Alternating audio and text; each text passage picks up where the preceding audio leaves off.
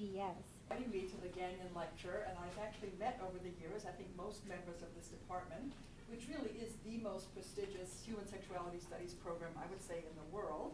And I know a number of students are here as well, and also members of my community are here as well, so thank you for coming. This is the topic of my talk, and pretty much what I'm going to try and talk about is a lot of different things. First of all, what is community, which is hard to define, and then LGBT communities in historical context, how did we get here? I'll talk about my research, as Professor Menendez said, on LGBTs compared with their heterosexual siblings, and also transgender compared with conventionally gendered siblings, and the implications these data have for community. And then a more recent study comparing lesbian, bisexual, and heterosexual women's communities, and some future implications. And I actually put up some book covers to show you that a lot of my research has been on LGBTs, particularly lesbians who are in non-sexual relationships, communities, lesbian friendships, lesbian ex-lovers, and it's very difficult to talk about non-sexual relationships because the boundaries are so vague. So as you'll see, a lot of this talk will be sort of groping around with these vague kinds of boundaries, but I'm used to that.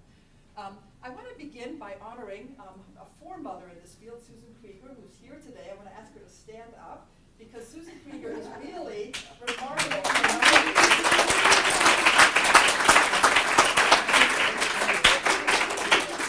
Just like on the cover here. Susan Krieger published a book in 1983 called The Mirror Dance, Identity in a Women's Community, which was remarkable for several reasons. First of all, she interviewed a lesbian community in the Midwest in the 1970s, very early on. What was remarkable about this book is that she wrote up each chapter as kind of a fictional case based on a particular type of woman or a particular theme. And I use this in my research methods course as an illustration.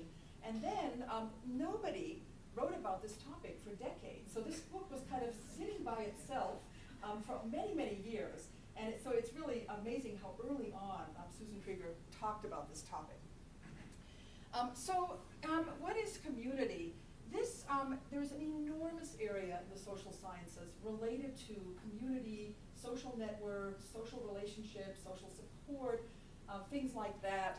And of course, most of it focuses on mainstream or heterosexual populations. For example, Claude Fisher's book called To Dwell Among Friends, Personal Networks in Town and City, he has the following quote: "Individuals' bonds to one another are the essence of society. Our day-to-day lives are preoccupied with people, with seeking approval, providing affection, exchanging gossip, falling in love, soliciting advice, giving opinions, soothing anger, teaching manners, providing aid, making impressions, keeping in touch, or worrying why we are not doing these things."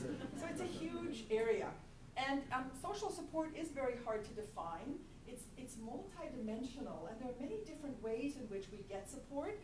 People can provide us with love and affection, advice, feedback, or real things like money or a loan of a car or daycare. And what's further complicated is that many people provide us with multiple dimensions. So it's really hard to tease apart what are the elements of social support.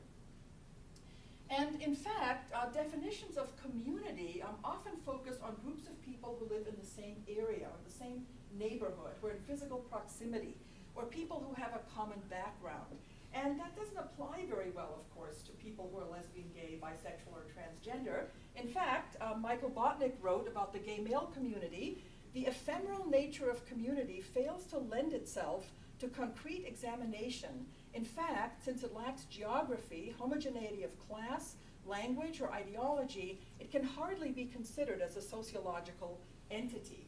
And then David Woolwine talks about what he calls imagined communities. You know, the idea that we see ourselves as part of perhaps even a national organization when we may know very few of the members or even none of the members, but yet we see ourselves as a member of that group. One of the reasons I got interested in community was that very often I would read an article in LGBT studies and I would see something like this in the conclusion. So after doing a study on something, the authors would talk about the implications for lesbian or gay or bisexual or transgender communities. For example, Gloss said the prevalence of alcoholism or chemical dependency in the lesbian community is unknown but presumed to be high. Or Steve Whittle looked at cyberspace functions as a networking tool for the transsexual and cross-dressing communities. Or Toro Alfonso looked at lesbians and gay men in Puerto Rico and said this effort may be useful for other Latino communities in the mainland and a guide to develop intervention programs. So what these researchers are saying is that we all know what community is, of course, and here they are telling us, what to do is take their results out into the community. But really, hardly anybody really defined what a community is. So I wanted to just give a working definition of community. I recently wrote a book chapter reviewing some of this literature, and I just came up with this definition, and that is that LGBT community consists of LGBT individuals or organizations with whom one has perceived similarity due to sexual orientation and who provide connection with others, recreation, and or support. So in other words, community can be individual people or friends or people that you go swimming with or have coffee with, but they can also consist of organizations that we're part of. And the similarity that binds us to people is sexual orientation or sexuality. People who are also lesbian or also bisexual men, etc. And who provide something, connection with others, fun, support when we need it, things like that. So here I'm actually defining community as that it can consist of physical proximity, but it can also consist of virtual communities, national organizations or large groups that we somehow feel connected to, even though we may not know most of their members. So I want to say the other reason that I got very interested in community is that many of my friends sort of complain to me about their fantasy of community versus the reality.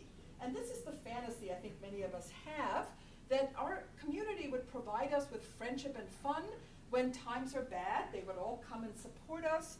When we move to a new place, the welcome wagon, here's a welcome wagon, would show up. Many people talk about community or lack thereof when they move. And that people in the community are like us, not necessarily in terms of demographics, but also hobbies, interests, politics, things like that. So this is the fantasy I think that people have. This is what we wish our community would consist of. And nobody can depict this better than Alison Bechtel, who does the comic strip Dykes to Watch Out For. Here's one of her book covers. This one is called Split Level Dykes to Watch Out For.